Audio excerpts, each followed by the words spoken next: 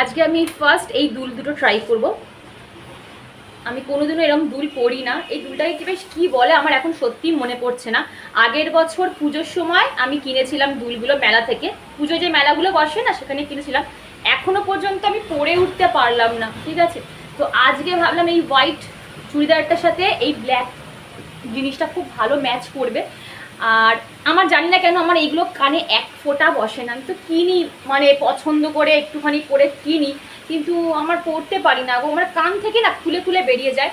তো একটা শ্যুট করার আছে, ওই জন্য আমি ভাবলাম মানে রিলস শ্যুট করবো, তো ওই জন্য ভাবলাম আজকে পরি, মানে খুঁজে খুঁজে এই দুলটা বার করেছি, তো হাতের সামনে পেলাম, তো এটাই পরলাম। আর এই ড্রেসটার সাথে কেমন লাগছে দুলটা অবশ্যই কমেন্টে জানিও, ঠিক আছে। তোমাদের ক্লোজ থেকে একবার দুলটা দেখিয়ে দিচ্ছি। আর দুলটার নাম কি আমায় কমেন্টে জানিও। তো চলো, ভালো লাগছে দুলটা? এইটা ভাবছি আমি মাথায় দিয়ে পড়ব। ভালো লাগছে মা মাথায় দিলে? হ্যাঁ, ট্রাই তো করি। একা একা বাঁধা যায় না, এখানে একটা বাঁধি আর এখানে একটা বাঁধি। বাবারে যা লাগবে না। উপরে না, উপরে টাইটই আছে, মোটামুটি টাইট আছে।